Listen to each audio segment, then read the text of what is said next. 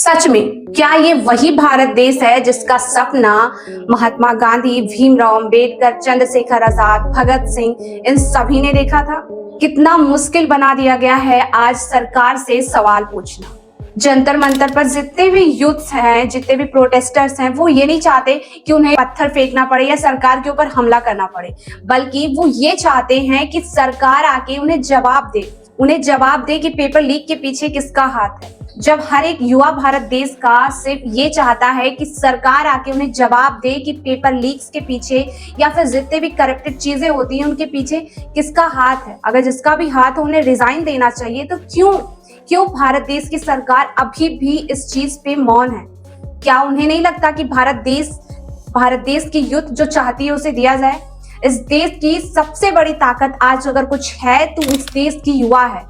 अगर लोग इसे भूल रहे हैं या गवर्नमेंट इसे निग्लेक्ट कर रही है तो ये गवर्नमेंट की सबसे बड़ी गलती होगी। सच बताऊं तो युवा कुछ और नहीं चाह रही, युवा चाह रही है कि उनको सुना जाए कि वो क्या चाहते हैं, वो क्या डिफिकल्टीज फेस कर रहे हैं अपनी लाइफ में, सिर्फ ये चाहते हैं। इसलिए वो पीसफुल प्रोटेस्ट भी कर रहे हैं। बट सरकार जितना पैसा और जितना इफर्ट्स लगा रही है उन्हें रोकने में, लाठी चार्ज करा रही है, क्या वही इफर्ट्स, वही पैसा उस काम में नहीं लगाया जा सकता जिससे सभी बच्चों की प्रॉब्लम सॉल्व हो? आज बड़े बड़े सोशल मीडिया इन्फ्लुएंसर्स भी चाहते हैं कि सरकार जवाब दे, बट स्टिल आज भी सरकार चुप है। भारत देश की युवा ये नहीं चाहती कि यहाँ पे प्रोटेस्ट हो, यहाँ पे भी दंगा हो, यहाँ पे सिविल वार हो और यहाँ पे भी वैसी ही कंडीशंस खड़ी हो जैसा कि नेपाल और बांग्लादेश में देखा। लेकिन 20-21 तारीख को उसकी शायद एक छोटी सी झलक भारत देश में जरूर देखी। और ये कोई बहुत छोटी बात नहीं है, बहुत बड़ी बात है। भारत देश एक ऐसा देश जिसमें सबसे ज्यादा युवा हैं। अगर इन युवाओं की बातों को नहीं सुना गया, उनकी प्रॉब्लम्स को सॉल्व नहीं करा गया, तो शायद कंडीशंस इससे भी बुरे होंगे।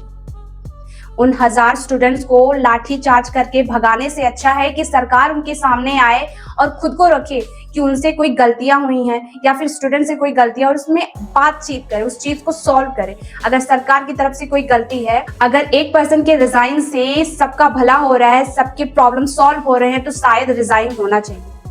और अगर सिर्फ एक पर्सन के रिजाइन को बचाने के लिए सिर्फ इतना बड़ा प्रोटेस्ट झेला जा रहा है, तो ये गलती युवाओं की नहीं, गलती भारत देश के सिटीजन्स की नहीं, बल्कि सबसे बड़ी गलती इस देश की गवर्नमेंट की होगी। कितना सिंपल है इन प्रॉब्लम्स को सॉल्व कर देना। सोनम वांगचुक इतने समय से भूख हड़ताल पे हैं, इतने सारे यूथ अलग अलग एरियाज से आ रहे हैं, अलग अलग जगह, अलग अलग सिटीज, अलग अलग स्टेट से आ रहे हैं सिर्फ प्रोटेस्ट में पार्टिसिपेट करने के लिए, क्योंकि हमें पता है ये हमारा भारत देश है। क्या ये बहुत ज्यादा सिंपल नहीं कि अगर सरकार भारत देश की युवाओं की बात सुन ले कि वो क्या कहना चाहते हैं, उनकी डिमांड क्या है? उनकी डिमांड सिर्फ बेसिक सी है, उन्हें अकाउंटेबिलिटी चाहिए, उन्हें जवाब चाहिए कि पेपर लीक के पीछे कौन है और जो भी है उसका रिजाइन चाहिए।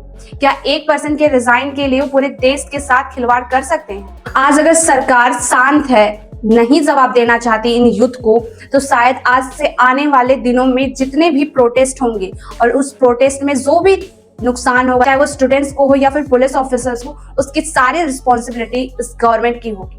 गवर्नमेंट के पास सिंपल सा ऑप्शन है कि वो सामने आए, लोगों की क्वेश्चंस का आंसर दे, वो आंसर दे स्टूडेंट्स के क्वेश्चंस का, युवाओं के क्वेश्चन का। उनके फ्रस्ट्रेशन को झेलना सरकार की रिस्पॉन्सिबिलिटी है, क्योंकि गलती भी उन्होंने ही की है। और आज अगर प्रोटेस्ट हो रहे हैं तो ये हर एक सिटीजन के पास राइट है कि अगर उनकी सरकार बात सुन नहीं रही है तो वो पीसफुल प्रोटेस्ट कर सकते हैं। और सरकार की भी रिस्पॉन्सिबिलिटी है कि उस प्रोटेस्ट के बदले उनके प्रॉब्लम को सॉल्व करा जाए। ये भारत देश है साहब, वही भारत देश जहां नौकरी पाना तारे तोड़ने के बराबर हो गया।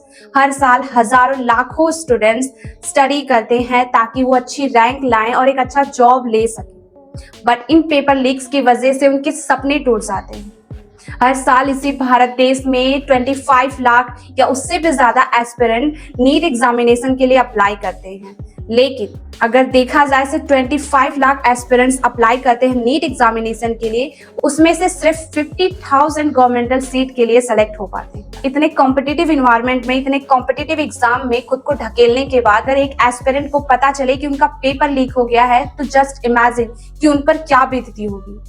फॉर द मिडिल क्लास और द पुअर क्लास ये एक बहुत बड़ी या बहुत फ्रस्ट्रेटेड बात है कि पेपर लीक हो जाए उनकी इतनी मेहनत के बाद, शायद कोई फेस नहीं कर सकता।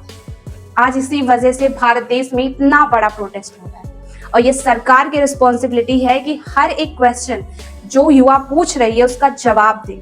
अगर रिजाइन मांग रही है, अगर एक बंदे के रिजाइन से पूरी भारत देश में प्रॉब्लम सॉल्व हो रही है तो शायद रिजाइन होना चाहिए। और जो सरकार अभी मौन है ना, जो सरकार अभी सामने नहीं आ रही, यही सरकार सामने आएगी जब इलेक्शन का टाइम आएगा। यही सरकार और यही पॉलिटिशियंस इसी भारत देश के लोगों को बांट देंगे जाति और धर्म के नाम पे। हर साल भारत देश में इलेक्शंस होते हैं, पॉलिटिकल कैंपेनिंग में हजारों करोड़ों रुपए खर्च होते हैं और इलेक्शन के बाद शायद यही सरकार अपने सारे वादे भूल जाती है।